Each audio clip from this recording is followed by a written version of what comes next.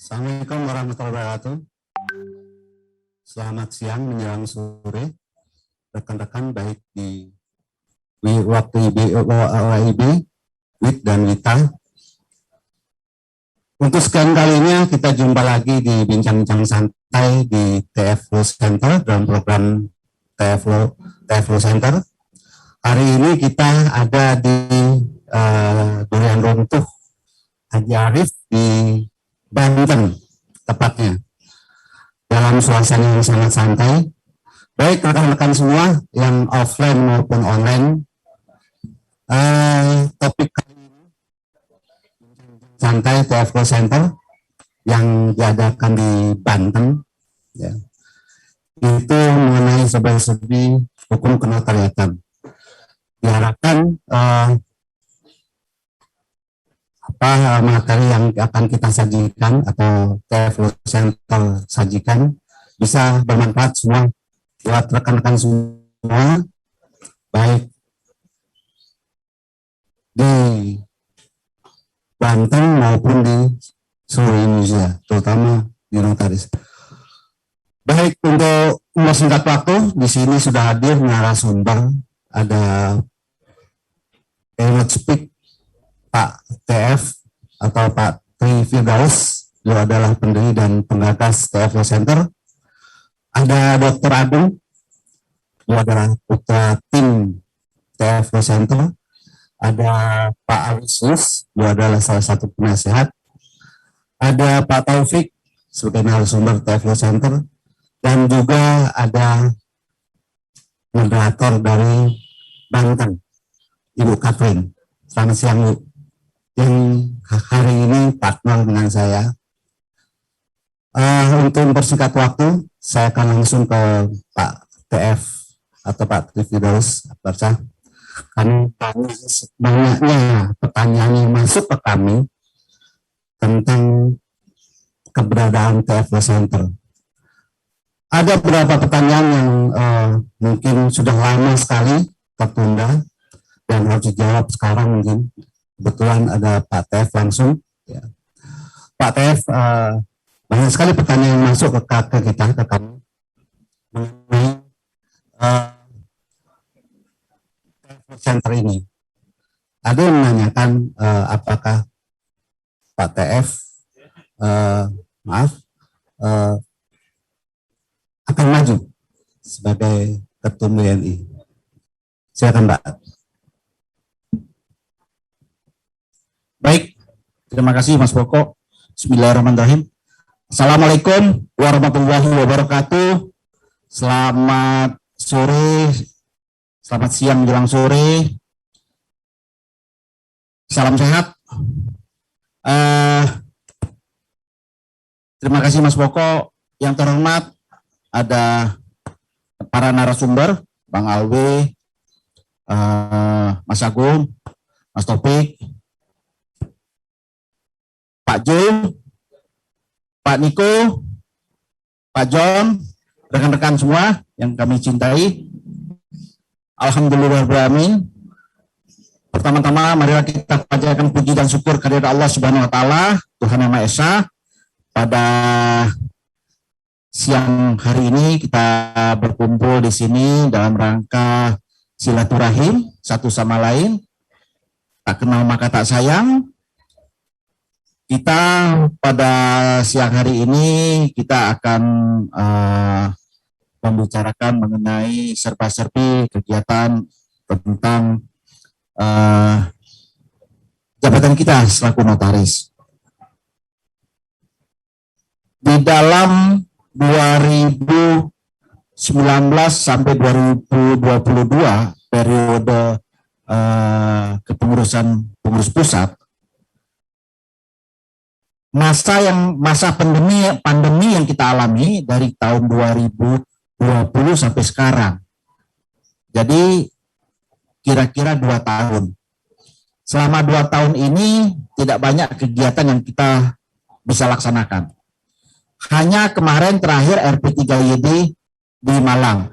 Itu pun hampir gagal. Izinnya hampir tidak diberikan. Tapi alhamdulillah dengan kita memberikan alasan kepada pihak Mabes Polri dan alasan itu bisa diterima. Alhamdulillah kita dikeluarkan izin. Dan yang menjadi penanggung jawab untuk acara tersebut adalah saya dan Ibu Ketum. Jadi apabila terjadi klaster, itu saya yang bertanggung jawab kemarin. Nah, terakhir kita adakan Kongres Internasional bulan Oktober-November 2019. Setelah itu sama sekali tidak ada kegiatan. Tidak ada kegiatan, tapi kasus banyak. Kasus yang muncul banyak. Banyak sekali kasus yang muncul. Saya sebagai sekretaris umum tiap hari hampir menerima somasi, gugatan dari seluruh Indonesia, tembusannya ke PPINI. Dan saya juga di Majelis Pengawas Pusat bersama Mas Agung, di Majelis Pengawas Pusat itu sudah banyak kasus-kasus yang numpuk. Kita kondisi pandemi, tapi somasi jalan terus. Nah, di situ tergerak hati saya. Ini kita harus pakai booster. Jadi kalau misalnya vaksin itu vaksin di booster. Tapi kalau kita ini sekarang kita booster untuk mencerahkan, untuk menjaga integritas kita sebagai notaris, menjaga harkat martabat jabatan kita. Karena satu-satunya pejabat umum yang diberi kepercayaan oleh pemerintah berhak menggunakan burung Garuda itu adalah notaris. Sementara integritas kita itu banyak sekali sudah luntur. Di situ tergerak hati saya. Saya bersama Mas Agung, Pak Awi, dan teman-teman yang lain sudah kita bikin TFLC, TF Law Center. Di situ bidang keilmuan. Kita saling memberikan keilmuan. Saya notaris dari tahun 98. Dulu saya di Lebak sini, di Maja. Jadi Maja Jakarta itu udah makanan tiap hari lah, udah biasa gitu loh. Main di Pandeglang, Serang, kebetulan kita kalau di sana hanya sebagai koordinator di Lebak. Pandeglang dulu Irwan Santosa. Saya, Andres, Irwan Santosa, sama teman-teman yang lain. Yang masih tertinggal tuh Pak Sahrudin. Nah, kalau dulu masih nggak banyak kasus, notarisnya masih sedikit. Tapi sekarang notarisnya makin banyak, kasusnya makin banyak, kasusnya macam-macam. Macam-macam. Sehingga integritas kita di hadapan para penyidik itu, jabatan kita ini sepertinya sudah dianggap main-main. Saya tadi pagi ke Bareskrim. Tadi pagi, saya ngenes. Tadi pagi, saya berdua sama Mas Agung. Di Bareskrim, sudut 5, ada seorang notaris dari luar Pulau Jawa yang ditahan. Menggunakan, dipanggil, dibon dulu, istilahnya dibon. Dipanggil, pakai baju warna oranye. Saya tanya kasusnya, dia jelaskan kasusnya. Menurut dia, itu benar. Tapi kalau menurut hukum, nggak benar. Menurut dia benar. Bahwa kasusnya itu secara garis besar saya kasih bahwa dia menjalankan ketentuan yang ada di dalam akte gadai. Seseorang menggadaikan sahamnya dan mungkin dia wan prestasi oleh si notaris itu dengan kuasa yang ada dia alihkan sahamnya.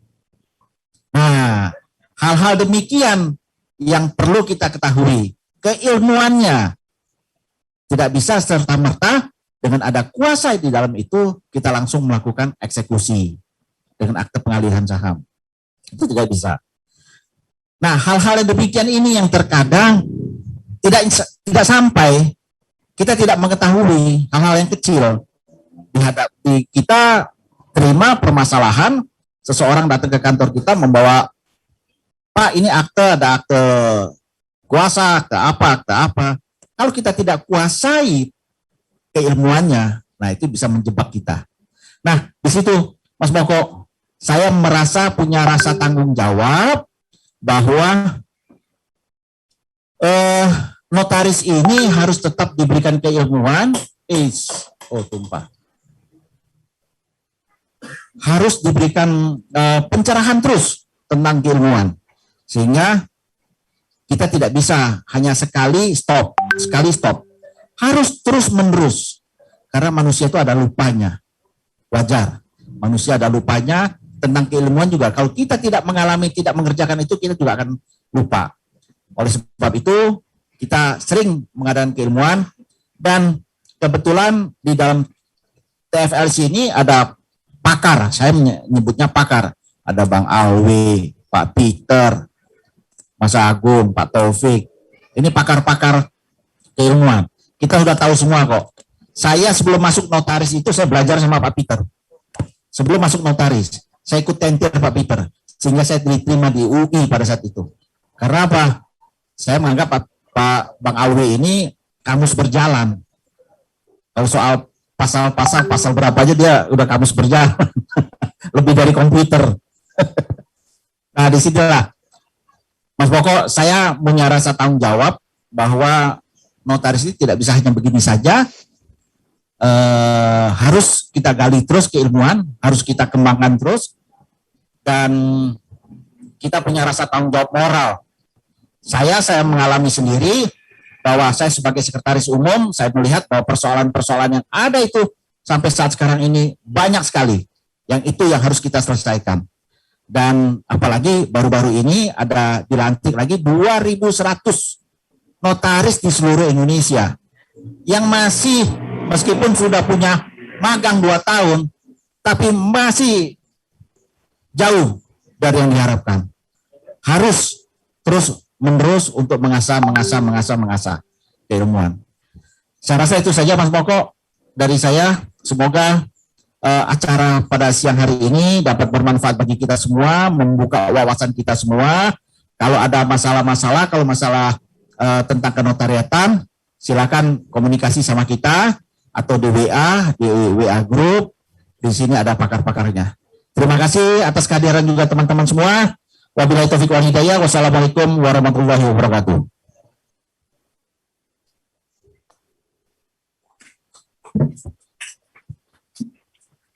Waalaikumsalam warahmatullahi wabarakatuh. Silakan Bu Kacing.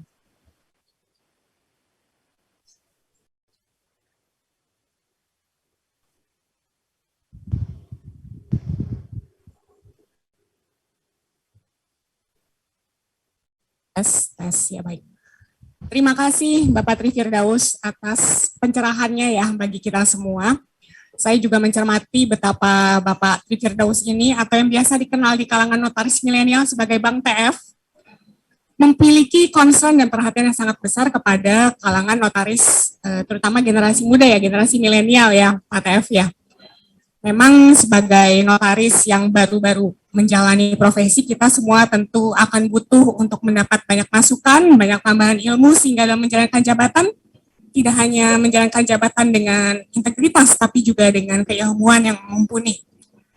Untuk siang hari ini, sore hari ini, telah hadir bersama kita ketiga narasumber, yang tentunya sudah sangat expert di bidangnya masing-masing. Selamat sore. Untuk pertama, Bapak Aloysius, notaris dan TPAT Kabupaten Tangerang, dosen dan guru kita semua. Lalu ada Bapak Dr. Agung Iriantoro, notaris PPAT Jakarta Selatan, dan juga Bapak Taufik, notaris PPAT Jakarta Selatan. Tentunya sudah jauh-jauh main ke Serang, kita membuka forum diskusi, dan untuk bincang santai, saya mengencourage rekan-rekan untuk kita semua bisa menanyakan hal-hal yang menjadi isu, terutama dalam pekerjaan profesi kita ya. Karena sudah hadir di sini bapak-bapak yang luar biasa untuk bisa membantu kita, terutama dalam menyampaikan apabila ada permasalahan dalam pekerjaan ataupun profesi kita. Mungkin untuk Pak Moko, untuk sesi pertama ini, bagusnya gimana Pak? Kita buka dulu dari floor, atau mungkin ada, kita lemparkan dulu isunya? Ya, lebih baik dilanjutkan dulu ya, supaya materinya agak bisa disampaikan dulu. Setelah itu nanti dari floor akan bertanya. Baik. Di samping itu juga kita ada door prize bagi 4 pertanyaan terbaik. Nanti kita evaluasi siapa penanya terbaik, baik yang offline maupun yang online. Begitu mungkin, Batin. Baik, terima kasih Pak Moko. Mungkin kalau begitu karena kesempatan pertama ini tadi Pak Tri Firdaus juga sudah membahas mengenai kasus gadai saham ya Bapak ya. Sepertinya ini menjadi isu yang cukup menarik untuk kita bisa bahas bersama-sama, karena memang gadai saham ini jika dilakukan tidak dengan prosedur yang sesuai juga tentunya berpotensi untuk menimbulkan berbagai permasalahan begitu ya Pak. Mungkin saya dengan hormat mohon untuk Pak Taufik bisa membantu menjelaskan bagaimana sih sebenarnya apa tentang gadai saham, apa yang harus kita perhatikan, dan bagaimana kita sebagai notaris harus lebih berhati-hati dalam menyikapi transaksi gadai saham ini. Terima kasih Pak.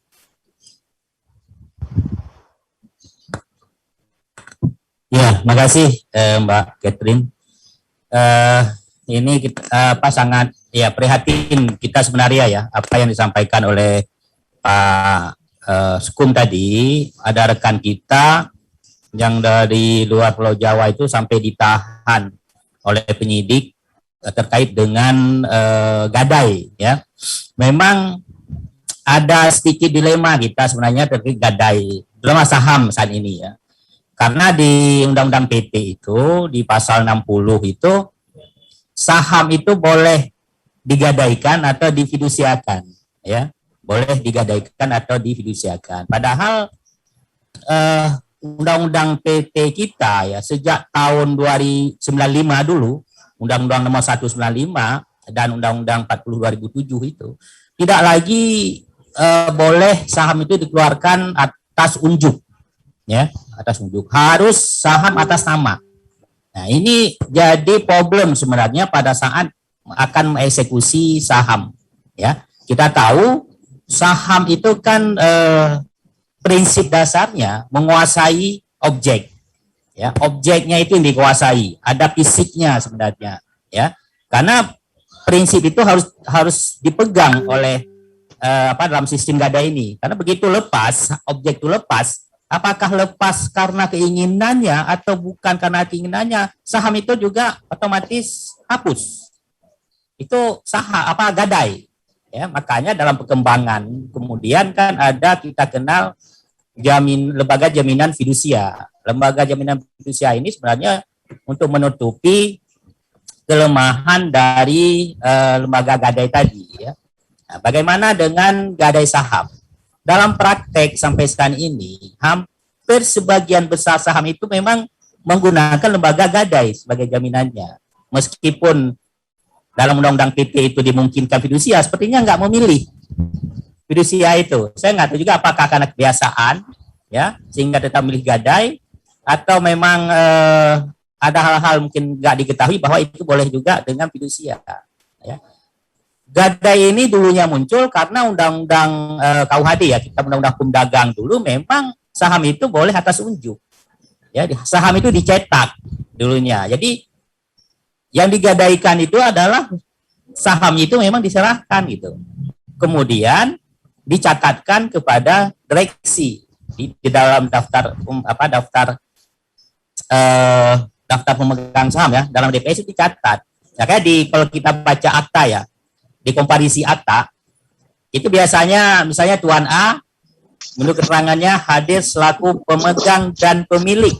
Ya, ada kata-kata dua ini ya. Meskipun kadang banyak juga yang nggak menulis gitu.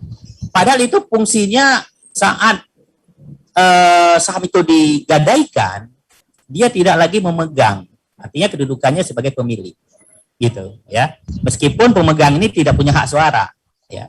Dalam praktek dulunya ya sebelum Undang-Undang 195 ini, pemegang gadai itu juga hadir dalam suatu RUPS. Meskipun dia tidak memiliki hak suara, ya hadir selaku pemegang. Jadi kalau misalnya satu saham itu digadaikan, nantinya misalnya Tuan A selaku pemilik 1.000 saham, Tuan B selaku pemegang. Tuan A selaku pemilik 1.000 saham yang berhak atas 1.000 suara, Tuan B selaku pemegang saham karena pemegang gadai. Ini dulunya. Sekarang udah jarang kita temui di dalam komparasi demikian. Tetapi kita harus pahami bahwa jika yang dipilih adalah lembaga gadai, pasti kesulitannya nanti di eksekusi.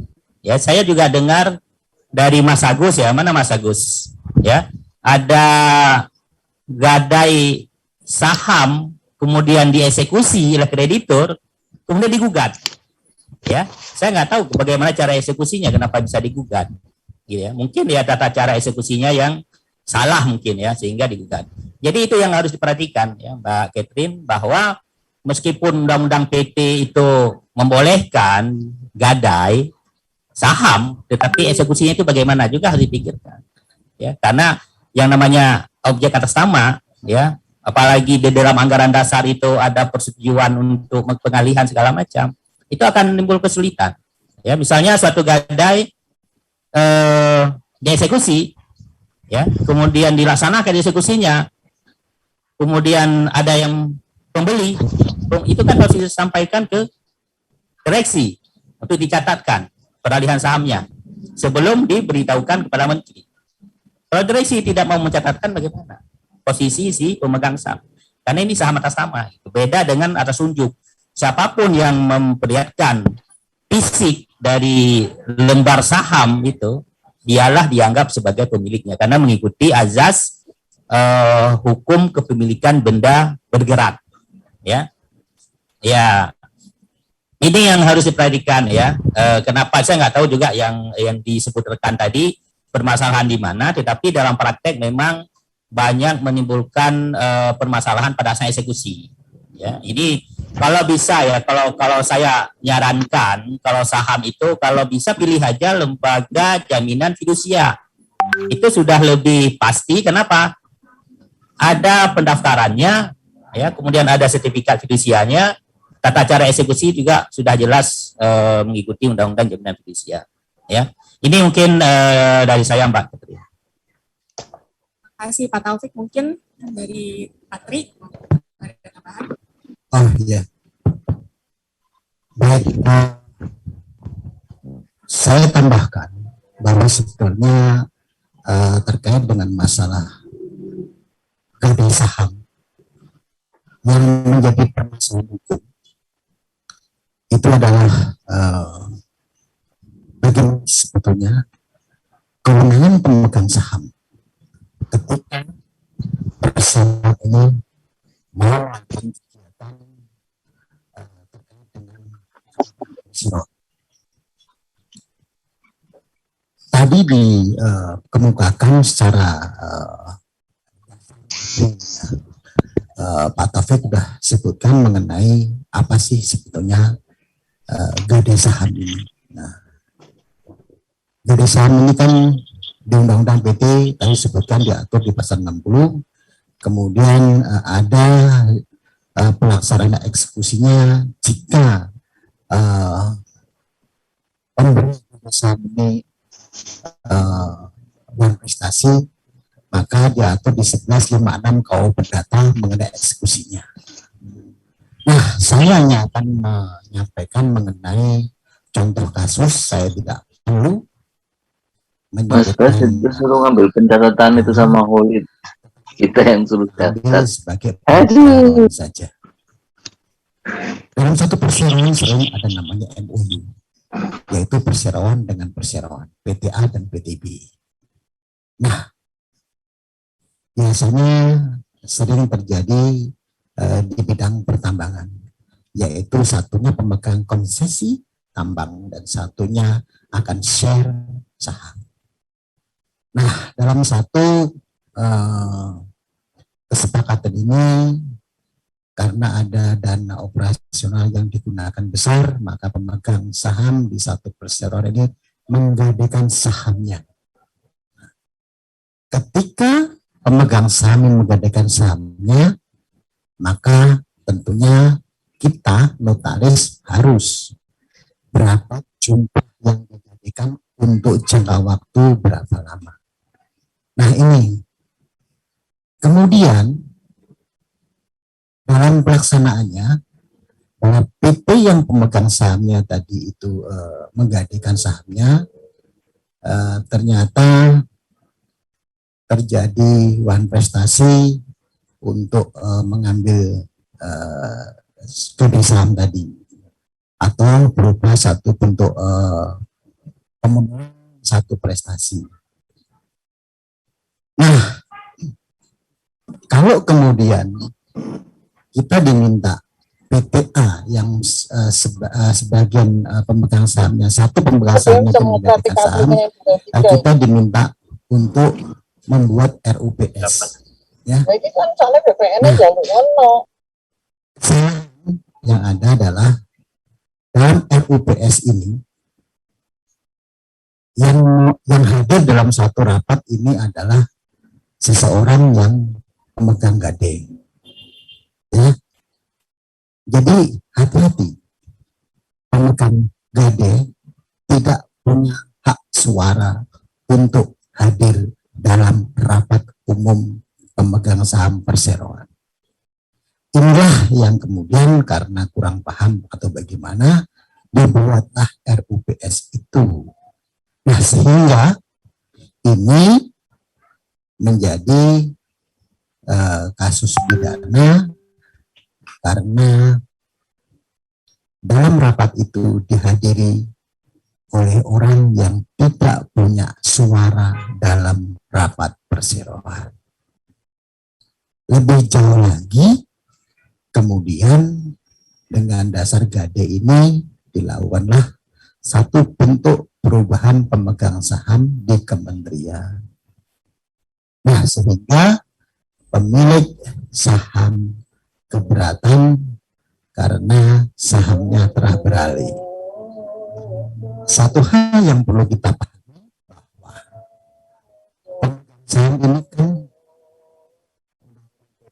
pasal 60 ayat yang keempat ini nggak punya suara untuk hadir dalam rapat pemegang saham.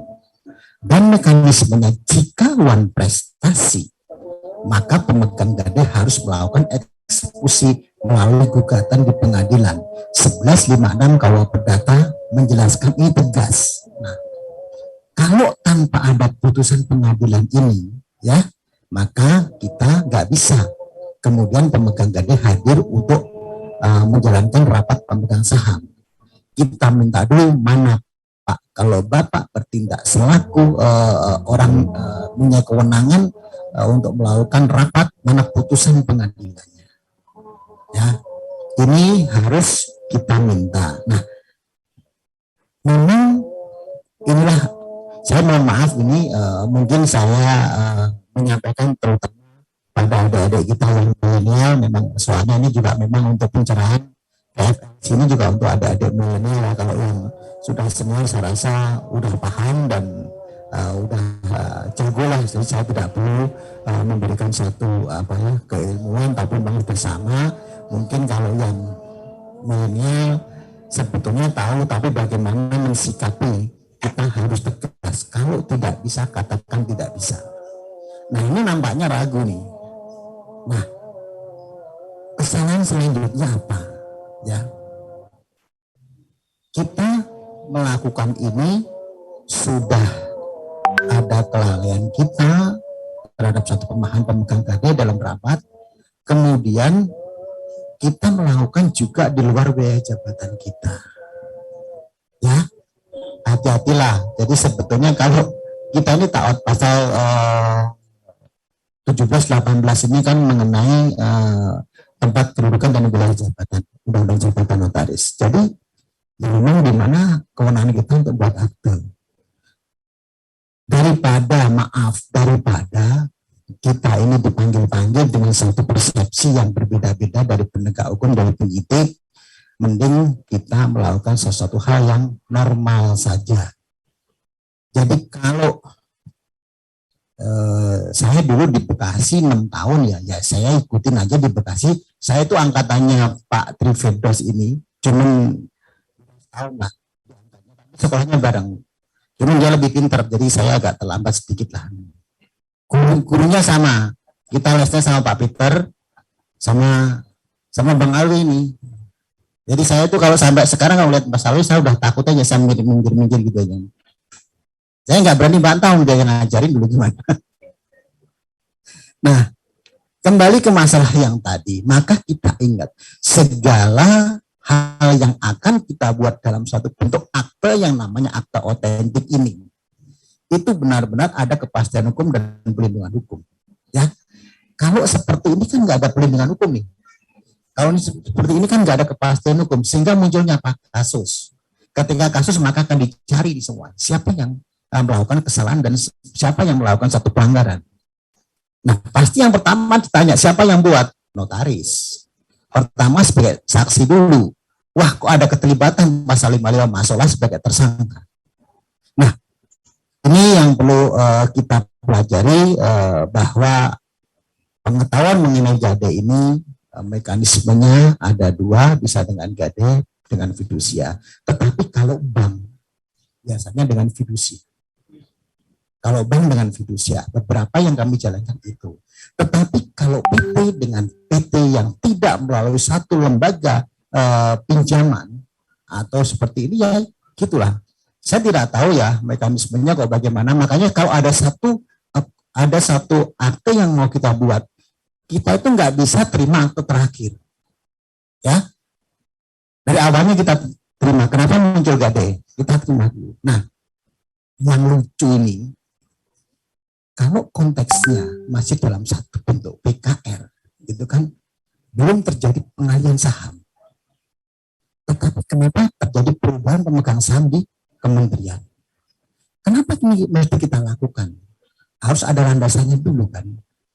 Nah, inilah satu kehati-hatian kita. Memang pasal 16 itu memang benar ayat 1 diatur sedemikian rupa bahwa notaris harus seksama, mandiri, teliti, tidak memihak, itu harus kita jalankan.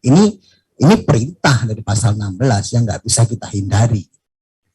Ya, jadi saya sampaikan ini untuk sharing keilmuan saja, kemudian kita ingatkan bahwa kita harus hati-hati, kita harus seksama benar bagaimana kita mengkaji satu akte yang akan kita buat. Ya, mungkin ini dari segi prakteknya, kebetulan saya ini yang ditunjuk dan diperintahkan oleh Bu Ketum dan Pak Sekum di bagian perlindungan dan pendampingan anggota, maka kasus ini saya melakukan satu bentuk perlindungan terkait teman-teman yang kira-kira ada satu permasalahan hukum sebelum kasus ini menjadi besar. Marilah kita diskusikan dan saya terbuka, waktu saya 24 jam di WA dulu, nanti kita diskusikan apa kira-kira langkah yang terbaik. Saya rasa kalau pelanggarannya tidak terlalu yang kebangetan, masih bisa kita selesaikan lebih awal. Ini dari segi teknisnya. Mungkin nanti akan ditambahkan lebih rinci dari Pak Alwisius dan Pak Taufik. Terima kasih Mbak Catherine. Terima kasih Pak Agung. Mungkin bisa mohon masukan lagi dari Pak Alwe untuk menambahkan dari Pak Taufik dan Pak Agung terkait dengan gade saham ini dan apa saja perlu diperhatikan Pak Alwe. Ya, terima kasih rekan moderator. Assalamualaikum warahmatullahi wabarakatuh.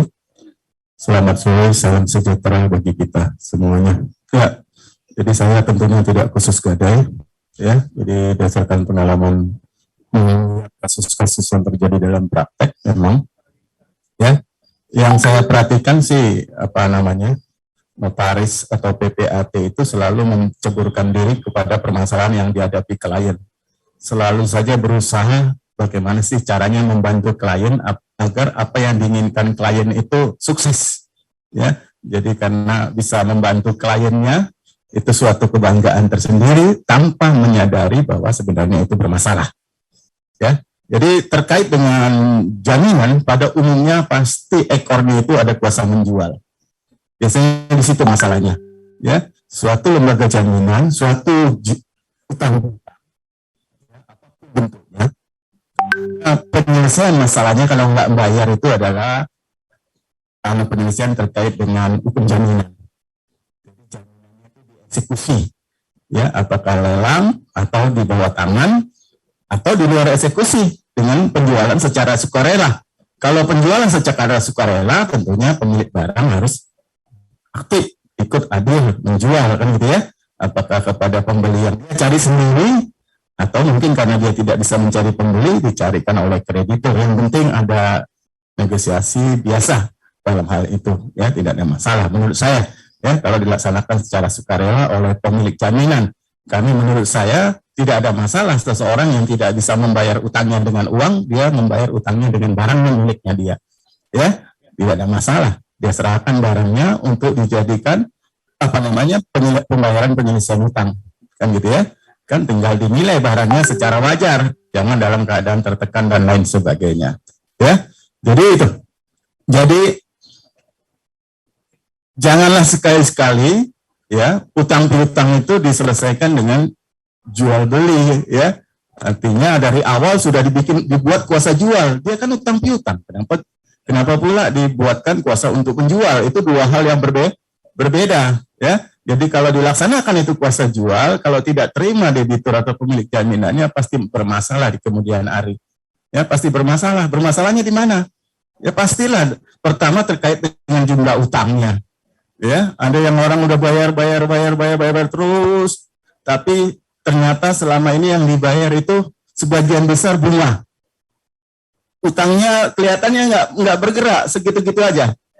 Ya, tidak berubah utangnya. Nah, ini biasanya kalau utang-utang pribadi nih, ya, biasanya kan suka bikin utang pribadi, ya, yang notaris memberikan bantuan, bikin perjanjian utang piutang segala macam, gitu ya. Terus jaminannya apa? PPJP kalau lunas batalin, kuasa jual kalau lunas batalin, atau AJB ya. Nanti kalau lunas ya jual kembali dan segala macam. Ini kan bermasalah semua. Utang kok diselesaikan dengan lembaga jual beli. Jadi jangan menyimpang. Ya, kalau menyimpang pasti bermasalah. Ya, demikian juga gade tadi. Jadi prinsipnya gini aja. Prinsipnya tidak ada orang yang secara sukarela dieksekusi barang jaminannya. Ya, kalau dia tidak rela barang jaminannya dieksekusi, pasti ada masalah. Masalahnya di mana? Biasanya masalahnya terkait dengan jumlah utang atau perhitungan jumlah utang. Satu-satunya lembaga yang bisa menyelesaikan mengenai perkara ini pengadilan. Ya, jadi pastilah eksekusinya nanti akan melibatkan pengadilan. Karena mengenai utangnya sendiri dia belum sepakat gimana mau eksekusi. Kan gitu. Ada masalah dalam. Ya, jadi kalau dieksekusi kan berarti kreditur secara sepihak menentukan kamu utang pokoknya sekian, baru bayar sekian, sekarang sisa utang kamu sekian. Jadi saya eksekusi, saya ambil sekian, ya. Biasanya eksekusinya juga dibuat di bawah jumlah utang, kan gitu ya. Jadi sekurang-kurangnya impas. Jadi nggak ada yang dikembalikan, kan itu masalah semua. Ya, jadi kalau bermasalah, ya janganlah kita notaris PPAT terlibat dalam permasalahan itu. Ya, permasalahan itu tidak akan timbul sewaktu-waktu buat akte, tapi bisa timbul di kemudian hari. Ya, bisa timbulnya di kemudian hari. Sudah mikir-mikir dia, kenapa ya? Harga objekku sekian, utangku sekian, tapi kok nggak terima sisa, kan gitu ya? Nah, mulailah dicari-cari, ngobrol sana, ngobrol sini, ketemu yang pintar. Udah gugat aja kan gitu ya. Kalau kamu nggak bisa gugat kreditornya, gugat aja notarisnya. Ya, pasti langsung dibayar. Betul nggak? Notaris kan dalam posisi yang lemah. Ya, kalau digugat selesai.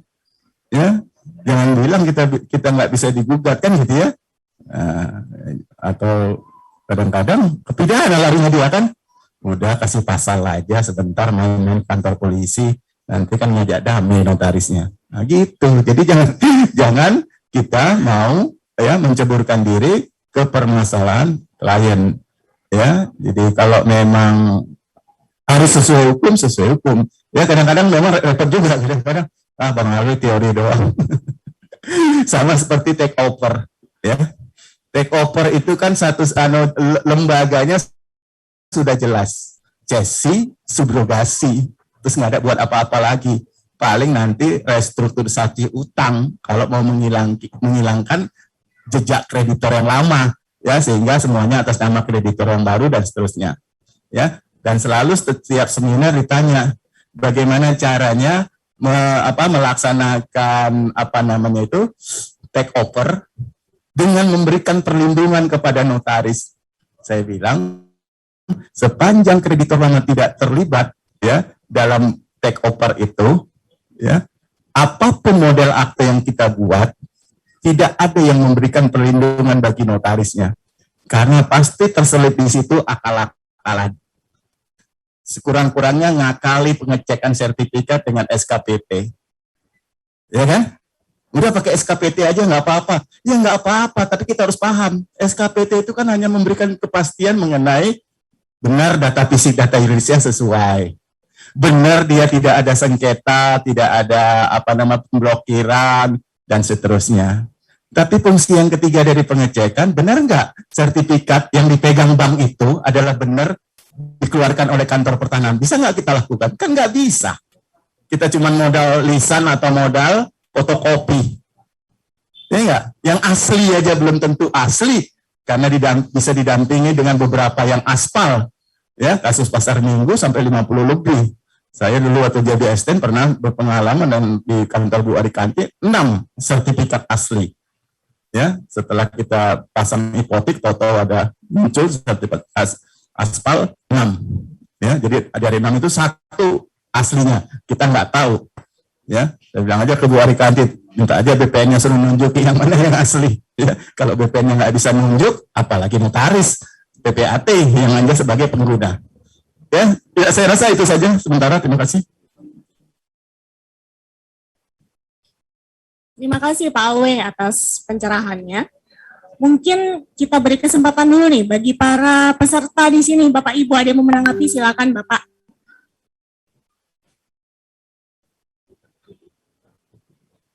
Assalamualaikum warahmatullahi wabarakatuh. Salam sejahtera untuk kita semua. Selamat sore Bang TF Law Center, Mas Dr. Agung, Mas Taufik, Pak Alwi yang sudah tidak asing lagi, sama Mas Moko, beserta moderator Mbak Catherine. Nama saya John Heri Azmi, Sarjana Hukum. Saya notaris PPAT di Kabupaten Lebak, Rangkas Bitung. Yang ingin saya tanyakan mungkin sesuatu hal yang lumrah ya. Tadi Bang Alwi sudah singgung mengenai utang piutang. Sering datang ke kantor saya, klien, Pak, saya mau meminjamkan uang kepada seseorang dengan orang tersebut memberikan rumahnya sebagai agunan. Ya Pak ya. Nah, yang ingin saya tanyakan, akte apa yang cocok untuk dibuat dalam kasus ini? Apakah utang piutang atau pinjam pakai atau penitipan uang? Saya jujur aja sampai detik ini masih agak ngeri-ngeri sedap untuk memberikan solusi kepada, jujur saya lebih senang menolak daripada saya terbawa nanti di belakang hari. Ya udah, saya tolak aja Pak. Ya ibaratnya dapat kambing keluar kebo nanti kan. Itu aja Pak yang ingin saya tanyakan, karena sering sekali itu saya ditanya oleh klien saya mengenai utang piutang. Saya ingin memberikan pinjaman kepada seseorang, orang tersebut ingin memberikan jaminan rumahnya yang ditempati. Nah ini saya pikir apa yang disampaikan oleh bapak-bapak tadi, kalau Mas Taufik tadi mengenai gadai, ini saya lebih cocok ke Bang Alwi ini kayaknya. Assalamualaikum warahmatullahi wabarakatuh.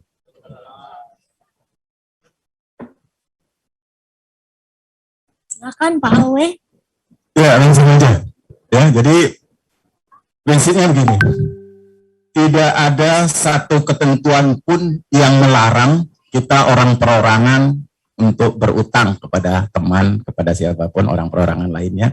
Ya, sepanjang tentunya dia memang bukan menjalankan kegiatan pinjam-meminjam, ya, kegiatan perbankan kan gitu ya, yang seharusnya dijalankan oleh lembaga keuangan kan gitu ya, pinjam, ya, nggak ada masalah pinjam-meminjam antara orang perorangan, ya, atau orang dengan PT nggak ada masalah, ya, pinjam uang untuk modal, untuk ini, untuk itu, yang jelas jelas peruntukannya untuk apa dia berutang. Sebab timbulnya utang itu harus jelas. Ya. Ya, untuk pembuatan aktenya ya nggak ada masalah, kita bikin pengakuan utang kalau memang uangnya sudah diberikan, ya sudah diberikan, tinggal bikin pengakuan utang seperti biasa aja lah, ya. Jadi mau bikin perjanjian pinjaman uang juga nggak ada masalah, ya. Memang dia pinjam meminjam, ya. Jadi nggak usah terlampau mengikuti teori ini, ya. Wah, kalau pinjam gini segala macam, jadi timbullah pinjam pakai, pinjam pengganti segala macam, pusing kita, ya. Yang jelas dikenal dalam masyarakat itu utang piutang, ya pengakuan utang aja, pinjam meminjam uang, ya pinjam minjam biasa aja, ya. Nah, kemudian diberikan jaminan, ya kalau berikan jaminan kita lari ke hukum jaminan. Diberikan tanah, ya hak tanggungan, ya. Jadi kalau memang utangnya lebih dari jangka waktu SKMAT, ya kita pasang HPAT lah, ya, jangan SKMAT kan gitu, ya. Kalau cuma udah 2 minggu dikembalikan, ya udah SKMAT aja kan gitu, ya. 2 minggu nggak dikembalikan, kita pasang HT-nya kan gitu, ya. Jadi untuk jaminannya kembalikan ke lembaga jaminan yang benar, ya. Diserahkan tanah bersertifikat, kita cek aman, ya nanti langsung HPAT kita jelaskan, ya, bahwa kalau tidak dibayar ini jaminannya dilelang. Hasil lelangnya nanti dilihat, ya lebih besar dari utang atau lebih kecil dari utang. Kalau lebih besar dari utang, ya alhamdulillah nanti masih ada sisa dikembalikan, kan gitu. Tapi kalau tidak ada sisa, kekurangannya harus tetap dibayar. Bukan berarti kalau jaminannya sudah dieksekusi utangnya lunas, tidak juga, kan gitu, ya. Kalau masih ada sisa, jadi nanti kalau kita sebagai notaris yang membuat akte, kita jelaskan sejelas-jelasnya dan runtut, ya. Jadi kita perhatikan paham atau tidak dia. Nah, tapi juga hati-hati, kan gitu, ya. Jadi notaris PPAT juga harus punya indera ketujuh, ya. Kadang-kadang yang datang model begini adalah orang yang nyewain sertifikatnya. Nah, ada juga, ada, ya. Dia nyewakan sertifikatnya, ya. Artinya sertifikatnya dipinjam untuk jadikan jaminan kredit orang tertentu, ya. Sertifikat dia dipakai sebagai jaminan, kan gitu. Nah, itu kita harus jelaskan sejelas-jelasnya. Ini Bapak benar, ya, ikhlas jadikan jaminan, ya, untuk membayar utang Bapak ini. Bapak tahu nggak akibatnya? Kalau Bapak ini nggak bayar utang, tanah Bapak yang Bapak jaminkan ini diambil, dijual. Jadi Bapak akan kehilangan tanah Bapak. Ya, kalau dia yakin menjawabnya, silakan. Tapi kalau udah dia mulai lirik-melirik, saya berapa kali tuh, saya gitu, dia mulai lirik-melirik. Artinya memang udah diajarin. Sebelum sampai ke kita udah diajari. Jadi dia melirik dulu untuk menjawab, ya. Takut dia kalau berubah jawabannya. Nah, itu udah kelihatan. Kalau udah mulai lirik-melirik, kita gali lagi. Sampai dia ya sadar nggak jadi. Kan gitu. Jangan takut nggak jadi, nggak jadi aktenya, nggak jadi, nggak dapat duit, jangan. Ya, saya sering nggak jadi gitu, ya. Ya. Terus yang satunya, ya Bapak, kalau kita tadi nggak ngaku kan Bapak nggak tahu, ya Bapak nggak bakalan bisa nggak ngaku sama saya, pasti Bapak ngaku. Saya bilang gitu, karena saya nggak mau jadi buat aktenya. Jadi gitu Pak, ya, Pak Jamil, terima kasih. Saya tambah sedikit masalah utang piutang. Ini memang kan banyak timbul masalah di praktek, ya. Yang harus kita pahami begini Pak. Ada fatwa dari Mahkamah Agung mengenai pengakuan hutang yang bisa dilakukan parate eksekusi. Artinya bisa diberi sebagai gross. Ya. Di UJN kan ada ketentuan mengenai gross. Tidak semua akta itu boleh diberi gross. Ya. UJN itu menentukan hanya akta pengakuan hutang yang boleh. Yang boleh. Perjanjian kredit nggak boleh. Ya, kenapa nggak boleh? Mahkamah Agung itu menetapkan pengakuan hutang yang boleh diberi gross, artinya nanti punya kekuatan eksekutorial, bisa lakukan parate eksekusi, hanya pengakuan hutang yang memenuhi syarat. Ya, pertama, jumlah hutangnya itu pasti atau dapat dipastikan. Ya, tadi Pak Alwi kan sebutkan banyak ini nggak pasti nih, berapa sudah dibayar nggak pasti segala macam. Ya, jadi hutang itu pasti atau dapat dipastikan. Dapat dipastikan artinya dengan hitungan-hitungan sederhana itu ketemu. Misalnya hutangnya 100 juta, ya ada bunga misalnya 1 bulan 2%, ya tinggal dihitung-hitung udah bayar sekian-sekian masih ketemu jumlah pastinya berapa. Itu yang pertama. Yang kedua, punya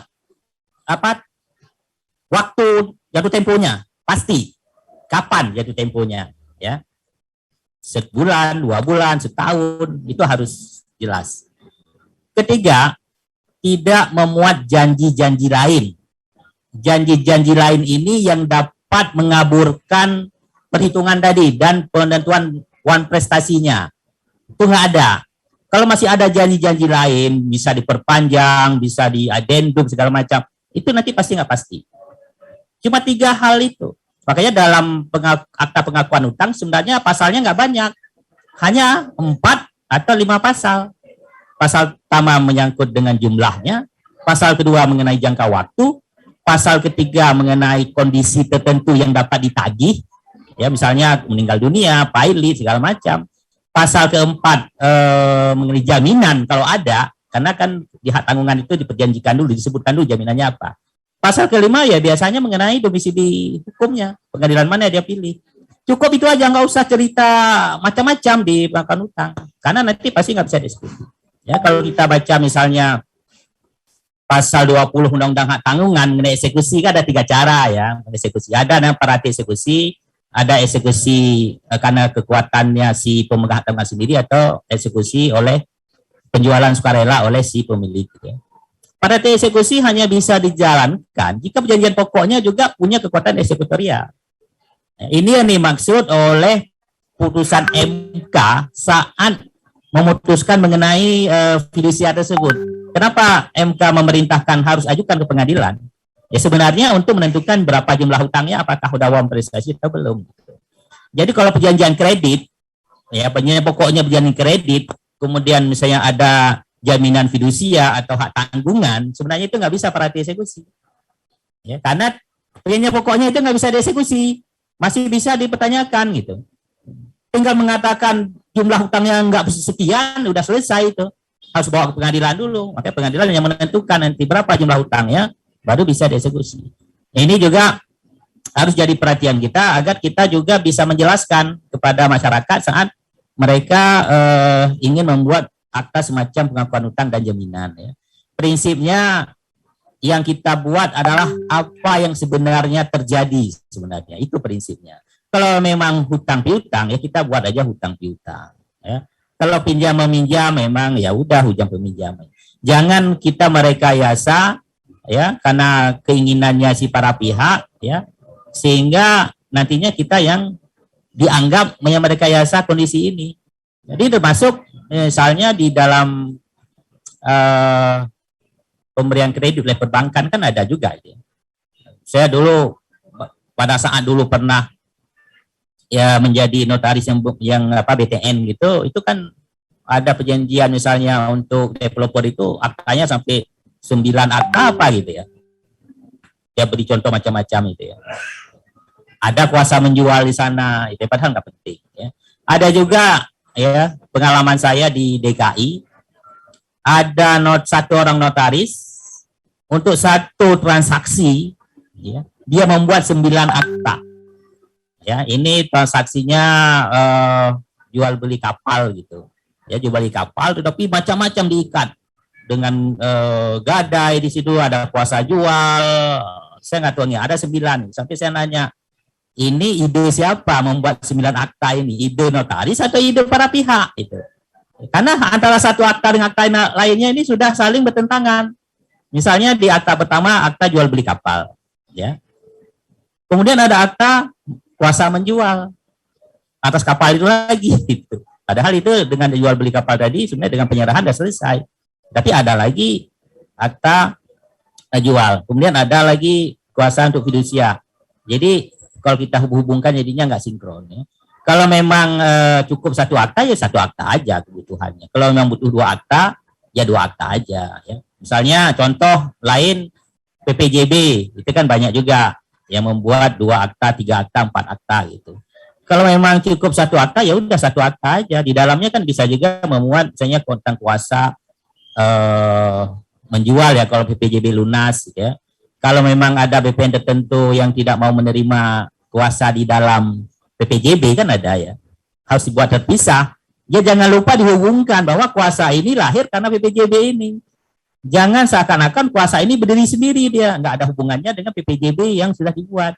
Nah ini nanti akan bahaya nih. Pas dijual ada kondisi tertentu mungkin dibuat jual belinya lama, beberapa tahun kemudian dia tahu ini harganya udah naik. Di kasus di mana itu di Jawa Tengah nggak salah, pembebasan lahan, dia jual di 800, pas bebas pemerintah 5 miliar. Dia gugat balik, nggak rela dia karena dia tahu ini KJB-nya belum dilakukan pada saat itu. Nah ini kondisi ini kita harus jelaskan ya kepada masyarakat agar pada saat mereka tanda tangan akta, mereka sudah paham beresiko bagi mereka itu apa sebenarnya. Mungkin itu Mbak Petrus. Ini Pak Sagung. Ya Pak Cung, jadi kita membuat akte ini tidak perlu takut Pak. Yang penting kita tahu konstruksinya dan kehendak para pihak. Apa yang kita tuangkan di akte itu kan rasanya kan keterangan penghadap dan dokumen yang diberikan penghadap kepada kita untuk membuat satu akte. Nah, kalau mereka kesepakatannya mereka sepakat adalah meminjam, maka menggunakan lembaganya kalau ada jaminan lembaga jaminan. Apa sih Pak? Kalau tanah ya hak tanggungan, kalau namanya benda bergerak ya lembaganya fidusia. Nah, kadang yang sering jadi masalah kita menggunakan bukan lembaga hak tanggungan, tapi kita menggunakan lembaga kuasa. Jadi orang yang prestasi, kemudian kuasanya dijalankan. Nah, kenapa muncul pidana kalau menjalankan kuasanya? Nah, lembaga kuasa itu kan pemberian kewenangan kepada seseorang. Artinya, ada kewajiban penerima kuasa untuk mempertanggungjawabkan perbuatannya kepada pemberi kuasa. Kalau dia tidak melaporkan, tidak menyampaikan segala kekuasaan yang diberikan oleh pemberi kuasa, maka muncul pidana. Kenapa? Berapa sih yang dijual? Harus diserahkan. Kalau enggak, inilah yang muncul namanya penggelapan.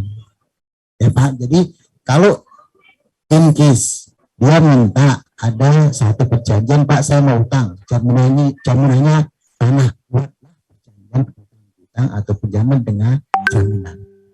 Kalau ya daftarkan fidusia, pasti itu aja Pak. Jangan kemudian konstruksinya yang berbeda. Pinjam konstruksinya lembaganya pakai kuasa. Ya ini yang sering terjadi. Jangan kemudian udah Pak kita percaya nggak apa-apa. Sekarang itu iya Pak. Tapi nanti kalau ada apa-apa, tadi Pak Ali udah ngomong kalau ada eksekusi pasti nanti ada yang ngajarin, itu salah loh, nggak bisa loh. Tapi kan saya udah sepakat, ya kamu kan sepakat, tapi undang-undang kan nggak ngomong seperti itu. Nah kita jangan terpancing hal semacam ini. Jadi kita harus yakin apa yang kita buat ada satu landasan atau dasar hukum yang kuat. Nah itu aja Mbak penekanannya, terima kasih. Ya, saya tambahkan sedikit, Pak John. Jadi untuk kreditur perorangan juga bisa mendaftarkan hak tanggungannya ya. Jadi ya siap ya. Jadi mendaftarkan akun perorangan. Gitu, terima kasih. Baik, terima kasih. Apa sudah membuat narasumber kita hari ini yang mencerahkan dari badai sampai pengakuan hutang. Pak Moko, barangkali saya juga kepingin sharing ya. Mungkin dari rekan-rekan sendiri ada satu pendapat yang perlu disampaikan untuk sama-sama rekan gitu kan supaya suasananya lebih enak gitu kan. Jadi gantian kita sharing gitu Pak Moko. Oke, biar interaktif ya. Teman-teman atau rekan-rekan yang ada di studio atau offline, ada nggak yang punya pendapat selain dari narasumber? Kalau ada, silakan. Ada? Atau ada yang bertanya?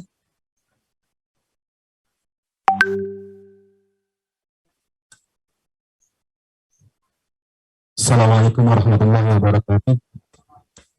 Izin Pak, nama saya Angga dari Kota Serang. Ya, yang mau saya tanyakan itu kemarin waktu kita ikut apa sih kemarin Kanwil itu? Pelatihan di Kanwil kemarin yang dibuat Kanwil pembekalan, Pak Peter itu menjelaskan bahwa warga dari kelurahan sebagai terhadap sengketa riwayatannya itu tidak bisa menjadi dasar untuk jual beli karena ada peraturan hukumnya. Dan di lapangan yang terjadi kita mengetahui itu kalau pembebasan setahu saya itu dasar yang dipakai teman-teman seperti itu buat SPH gitu. Kalau umpama kita membuat SPH dengan dasar warga itu akte kita punya kekuatan hukum seperti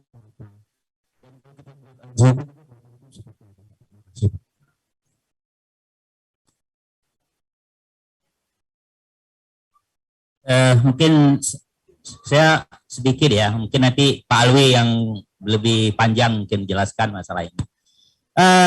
Yang harus kita pahami begini ya, tanah di Indonesia ini kan terdiri dari tanah yang ada haknya, tanah yang belum ada haknya. Tanah yang ada hak ini yang mana? Itu hak-hak yang dimaksud dalam UPA. Ada hak milik, HGB, HGU, hak pakai, ya, atau hak pengolahan. Ya. Yang nggak ada haknya yang mana? Yang tanah yang kita sebut tanah yang dikuasai langsung oleh negara. Ada juga tanah itu bekas hak milik barat yang masa konversinya sudah selesai, tapi tidak dikonversikan. Ya. Tahun 80 itu kan sudah selesai 20 tahun. Tetapi ada juga yang namanya bekas hak milik adat. Bekas hak milik adat itu dalam UPA itu tidak ada masa konversinya. Beda dengan hak barat yang diberi jangka waktu 20 tahun, tetapi hak bekas hak milik adat ini nggak ada. Ya. Jadi selain tanah hak dan tanah belum ada hak, ada juga tanah bekas hak milik adat yang masih diakui oleh negara dan masa konversinya bisa dilakukan kapanpun. Nah ini yang hati-hati kita pada saat mengerjakan tanah yang belum bersertifikat, ya. Karena ada kekeliruan juga nih di BPN sebenarnya, ya, pada saat menangani tanah belum bersertifikat ini, ya. Biasanya di BPN itu ada satu lembar dokumen yang minta ditandatangani itu penguasaan fisik secara sporadik. Ya. Jika itu ditandatangani, sebenarnya itu menunjukkan itu tanah yang dikuasai langsung oleh negara. Ya. Tanah karena penguasaan fisik secara sporadik, nanti dikuasai secara tidak beraturan sebenarnya, karena dia sudah mendiami itu sekian tahun. Kalau di PP berapa lupa saya 56 apa 57 gitu, ada yang 20 tahun dengan alas hak, 30 tahun tanpa alas hak gitu ya. Itu yang maksud penguasaan fisik. Kalau tanah-tanah bekas hak milik adat itu harus dibuktikan bekas hak milik adatnya. Apa buktinya gitu ya? Salah satu buktinya sebenarnya pengakuan dari aparatur desa, salah satunya. Aparatur desa. Makanya biasanya itu dikeluarkan surat keterangan kepemilikan tanah bekas hak milik adat. Mungkin sekarang udah jarang, saya nggak tahu juga sekarang. Dulu itu memang ada formnya khusus memang itu. Di dalamnya memuat nanti ada riwayat tanahnya, ya. Tanah itu tidak sengketa segala macam lah. Itu ada keterangan pada desa. Selain tadi ada surat keterangan tidak sengketa segala macam. Itu kan hanya pendamping sebenarnya. Tetapi jika itu untuk menunjukkan bahwa itu bekas hak milik adat, itu ada pengakuan bahwa itu hak milik adat, gitu, dari aparatur desa setempat. Selain mungkin nanti tentu kepala desa kan nggak bisa sembarang juga dia keluarkan ya. Di dalam surat keterangan itu biasanya juga ada nyebut saksi-saksi yang mengetahui mengenai riwayat tanah tersebut. Biasa diminta sejak sebelum tahun 60. Gitu. Tetapi jangan tanda tangan penguasaan fisik sporadik. Itu jelas-jelas tanah negara itu. Karena banyak juga disarankan begitu mau ngurus sertifikat, salah satu disodorkan adalah penguasaan fisik secara sporadik. Kalau dasarnya adalah tanah negara, kemudian didampingi oleh penguasaan fisik sporadik, itu artinya kita melakukan permohonan hak baru. Tetapi jika tanah itu adalah tanah bekas hak milik adat, itu bukan permohonan hak baru, tetapi konversi hak. Maka pada konversi hak ini tidak ada BPHTB. Kalau pemberian hak baru ada BPHTB. Gitu. Makanya yang PTSL ini kita nggak tahu, semua dikenakan BPHTB walaupun nggak bayar. Nanti bayarnya belakang utang. Iya kan? Padahal itu banyak juga tanah bekas hak milik adat itu bagaimana disuruh minta bayar BPHTB gitu.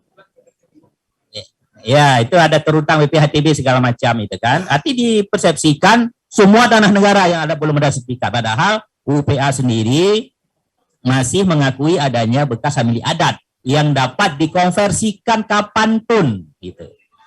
Itu juga misalnya terkait dengan pasal 10 Undang-Undang Hak Tanggungan ya. Terhadap tanah-tanah yang syarat konversinya sudah dipenuhi tetapi belum didaftarkan, boleh diberikan langsung hak tanggungan tanpa harus melalui misalnya SKMAT dulu segala macam. Ya, karena kita juga nggak pernah menggunakan ketentuan pasal 10 ini, sehingga dalam praktek ditandatangani 3 kali SKMAT langsung. Kenapa 3 kali? Karena nggak selesai 3 bulan. Ya, supaya nggak panggil orang, tanda tangan 3, nanti tinggal kasih nomor, ini juga bermasalah. Padahal dalam Undang-Undang Hak Tanggungan sendiri sudah diberi jalan keluar. Ya, boleh SKMAT, tetapi langsung pasang APHT-nya.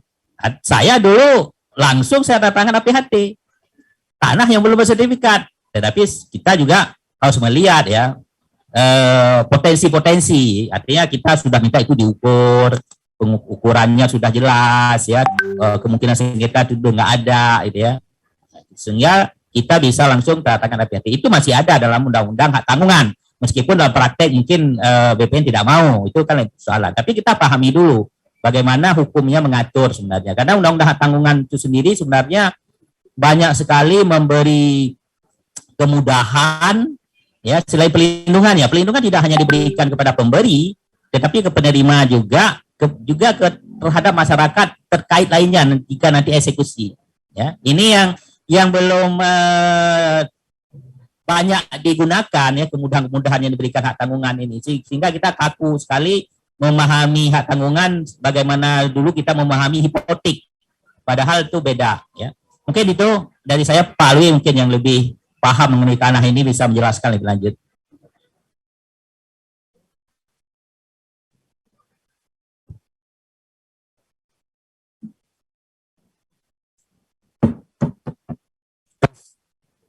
Ya, terima kasih. Ya, jadi ini kaitannya dengan pembebasan. Ya, jadi yang pertama-tama tadi, apa yang disampaikan Pak Peter itu benar. Ya, jadi namanya bekas hak milik adat itu memang sebenarnya tidak ada tanda bukti haknya. Ya, bentuk pajak segala macam itu sesuai keputusan Mahkamah Agung itu bukan tanda bukti hak. Ya, tapi memang dalam praktek digunakan sebagai bukti tulisan untuk pendaftaran sebagaimana ditentukan dalam penjelasan pasal 24 ayat 1 PP 24 tahun 97. Jadi apa yang ditegaskan dalam PP 18 sebenarnya dari dulu memang begitu hukumnya. Ya, untuk bekas hak milik adat, girik segala macam itu bukan tanda bukti hak, dia hanya sebagai petunjuk.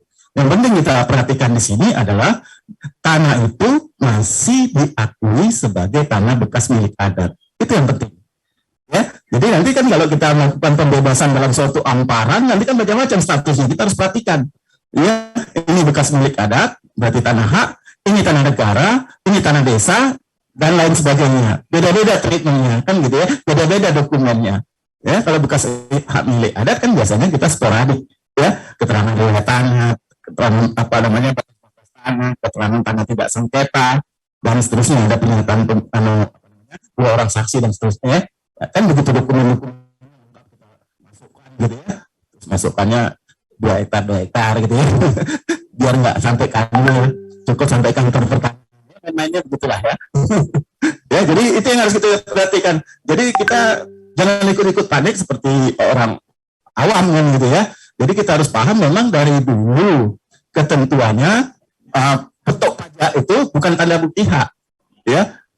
Jadi memang penafsiran begini.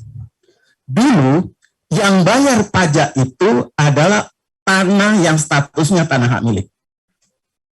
Kemudian yang bayar siapa? Yang bayar adalah pemilik, bukan orang yang menguasai atau menggunakan tanah. Beda dengan PBB. Ya, PBB yang bayar tidak harus pemilik, bisa juga orang yang memanfaatkan, sehingga PBB tidak dapat digunakan sebagai petunjuk kepemilikan. Kan gitu. Jadi beda dengan petuk-petuk pajak zaman dulu, walaupun dia bukan tanda bukti hak, tapi kalau orang megang petuk pajak, pegang letter C, ya dapat diyakinin bahwa dia pemilik. Kenapa? Karena yang bayar pajak itu hak milik, yang bayar pemiliknya. Kan penafsirannya demikian. Ya, jadi dengan adanya PP 18 ya biasa aja, untuk pembebasan ya runningnya biasa aja, ya seperti yang running selama ini. Ya, jadi kalau bikin APH atau mungkin SPH bawah tangan kan gitu ya, ya biasa aja, dokumennya lengkapi aja seperti biasa apa adanya. Tinggal kita lihat, oh ini bekas milik adat kan gitu ya. Oh dokumennya ini ikutin aja yang ada di penjelasan TP 24 ayat 1 ya. Jadi pilih aja dokumen-dokumen mana nih kan gitu ya. Ya, oh ini bekas hak barat yang belum dikonversi, berarti ada grose aktenya segala macam, itu kan yang huruf A dan B itu kan grose hak barat. Terus ke bawah-bawahnya akte jual pemindahan hak zaman dulu segala macam, terus ada SKPH segala macam. Nah, tinggal pemilik tanah itu punya yang mana, kan gitu. Jadi biasa aja, jadi tidak berpengaruh dalam rangka kita buat apa namanya tadi akte pelepasan hak, ya. Jadi tidak ada masalah. Jadi running seperti biasanya aja, gitu ya.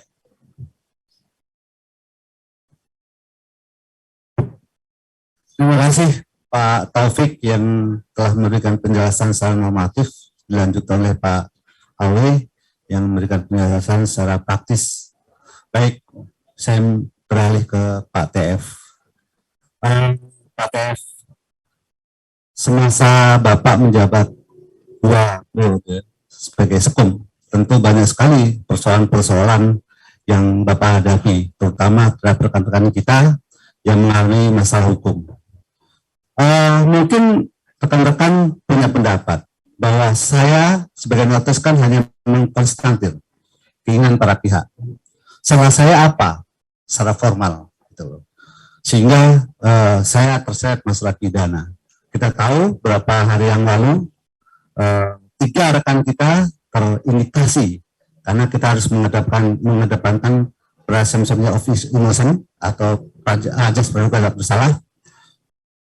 Mereka juga berpendapat bahwa salah saya itu apa, gitu. Nah, sehingga saya diseret masalah ke ranah pidana. Karena hari ini pun sama, ada rekan kita lagi mengenai gadai saham. Pak, pengalaman Bapak sebagai sekretaris umum yang coba membantu rekan-rekan kita yang mengalami masalah, Pak, ada nggak Pak trik khusus Bapak sebagai notaris senior bahkan mendirikan TFO Center ini untuk mengedukasi dan memberikan pemahaman pada kita semua supaya kita on the track dengan kewenangan sebagai notaris? Bagaimana Pak TF? Terima kasih Mas Moko. Saya 98 sampai sekarang saya bareng-bareng Pak Sahrudin ini. Semua di sini sudah tahu kali sama Pak Sahrudin. Ini kita dulu sama-sama melarat ya Pak ya. Itu di belakang juga ada Ibu Lisa itu, Mama Lisa itu. Nah itu sama-sama dulu. Tahun 98 di sini kita sama-sama melarat dulu. Tapi alhamdulillah kita jalani semua. Jadi intinya Mas Moko untuk adik-adik yang baru dilantik ataupun yang masih junior di notaris, setiap pembuatan akte harus verleden. Siapa yang baru dilantik kemarin? Nah, tahu verleden? Tahu verleden? Siapa yang tahu dapat hadiah buku nih?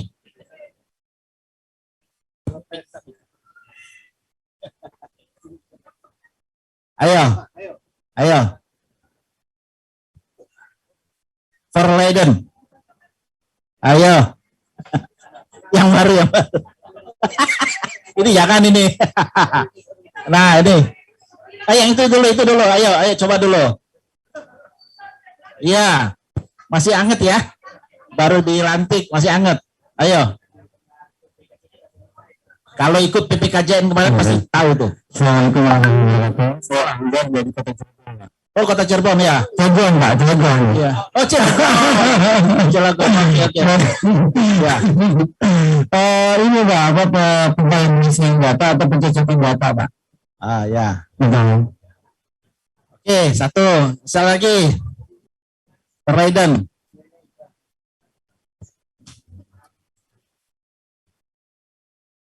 Halo, assalamualaikum warahmatullahi wabarakatuh. Waalaikumsalam. Perkenalkan Pak, saya Akbar. Saya dari Kabupaten Garut. Oh ya. Aktif di Lebak. Oh ya. Gak boleh lama-lama. Iya, Berapa hari? 7 hari gak boleh tinggal di tempat. Ya. Perleden artinya berhadapan, Pak. Ya. Terus berhadapan pemohon dengan notaris. Oke. Wah, ada lagi. Mas Angga. Jadi gak ada lagi. Verleden, Ibu Lisa, Mama itu dosen itu. Jadi Verleden itu di hadapan kita dibacakan, ditandatangani. Jadi proses pembuatan akte itu harus di hadapan kita, dibacakan dan ditandatangani. Jangan minutanya jalan-jalan, gitu loh. Kita menjaga kepastian tanggal. Kepastian tanggal itu pasal berapa di UJN? Ayo, siapa yang tahu? Dapat hadiah buku lagi nih. Pasal berapa? Kepastian tanggal di dalam UJN. Deng. Pasal 15.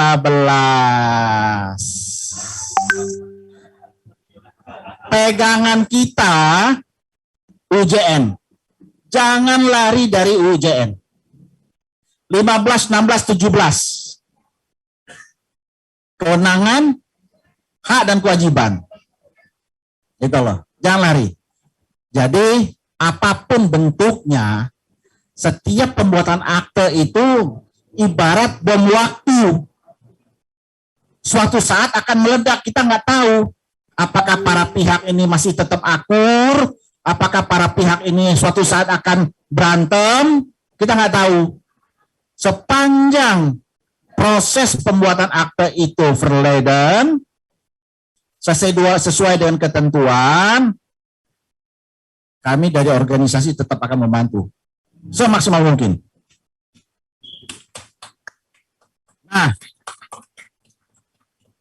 kalau ada masalah, teman-teman yang ada di sini, baik yang ada secara online, tolong komunikasikan dengan pengurus. Permasalahan yang ada, buka. Jangan ditutup-tutupi. Jangan pengurus ini meraba-raba. Dari masih kecil masalahnya.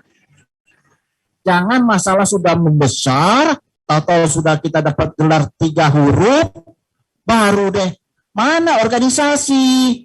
Kok diem saja? Kok nggak bantu? Itu.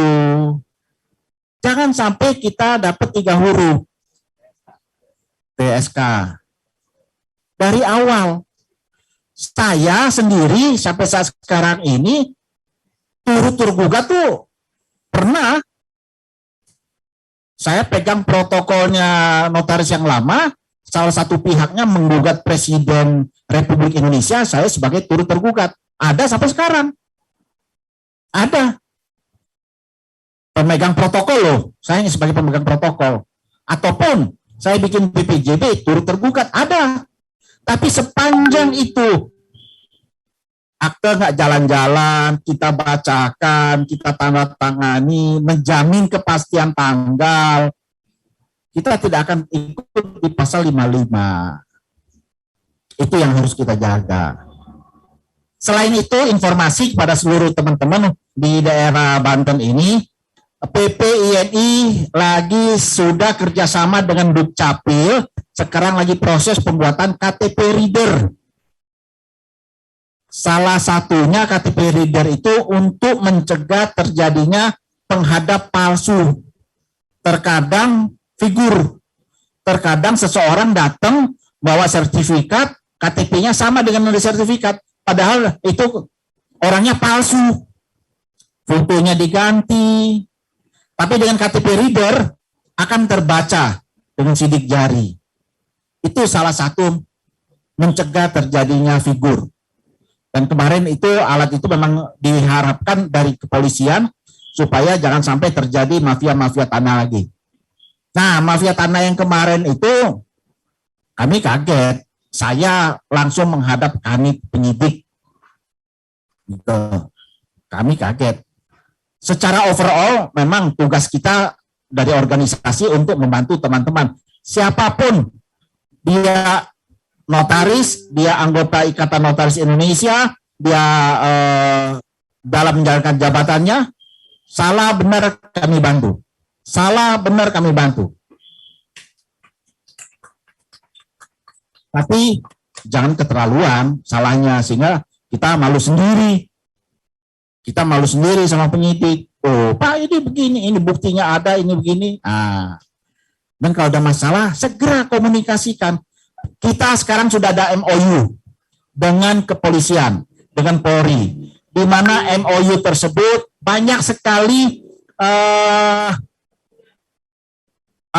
kalau kita diperiksa jadi saksi, pertanyaan bisa via email, kita nggak perlu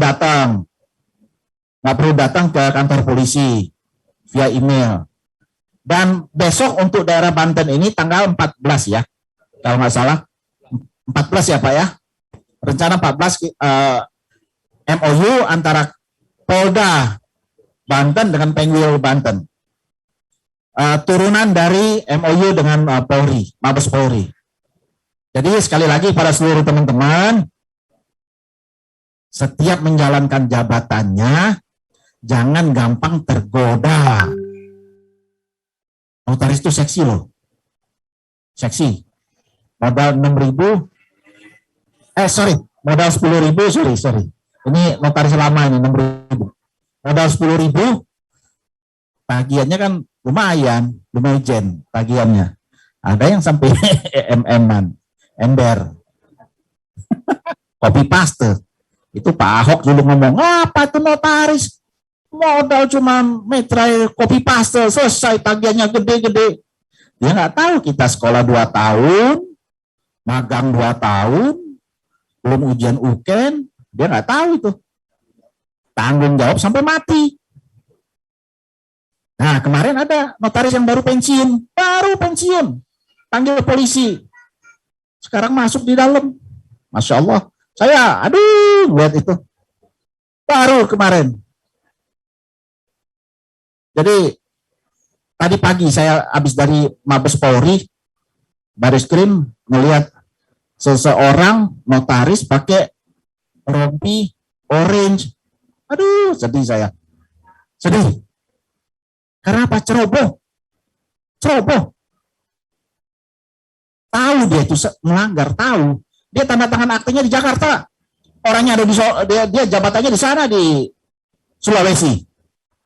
Tanda tangannya di Jakarta. Itu loh. Sedih saya melihatnya. Sehingga mendegradasi jabatan kita gara-gara nilai setitik rusak susu sebelanga. Saya, mohon maaf nih, saya terbuka nih. Kemarin, ya Pak Ketua ya, Farida ya. Nah, jangan contoh deh. Itu sudah pernah diskorsing.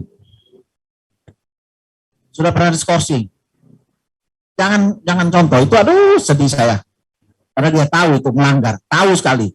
Sudah pernah diskorsing, tapi terlalu nekat. Saya sama Pak Agung nih yang membela pada saat di sidang MBPN. Teman-teman dari MBPN mau memberhentikan. Teman-teman yang lain, Pak, berhentikan. Kami berdua nih menahan, jangan. Masih kita bisa bina. Sehingga dikasih skorsing 6 bulan. Tapi nyatanya, aduh, ngulang lagi. Kalau sudah pakai rompi oranye tuh, nggak enak saya, nggak enak. Seorang jabatan yang menjunjung burung Garuda di atasnya, pakai itu. Aduh, udah nggak enak. Amit-amit ya. Mudah-mudahan kita semua di sini nggak ada ya. Amin ya. Kita semua dijauhi dari segala permasalahan. Amin. Begitu Mas Boko. Jadi intinya apa yang kita lakukan dalam pembuatan akte harus sesuai dengan aturan. SOP, Freedom itu. Dan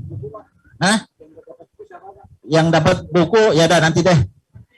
Nah, yang mirip-mirip Akbar namanya. Akbar. 1 dari 3. Akbar. Nama saya Tri Firdaus Akbar saja, jadi ingat Akbar. Mirip-mirip. Begitu Mas Boko. Teman-teman, saya mohon pamit. Saya harus pulang ke Jakarta. Saya harus, karena istri saya lagi di Omnama, sekarang sudah boleh keluar, alhamdulillah. Jadi harus segera pulang. Kalau yang lain masih standby di sini, silakan lanjuti.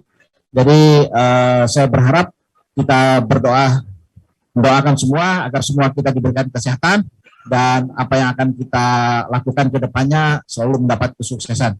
Amin ya rabbal alamin. Makasih Mas Boko. Wabillahi taufiq wal hidayah. Wassalamualaikum warahmatullahi wabarakatuh.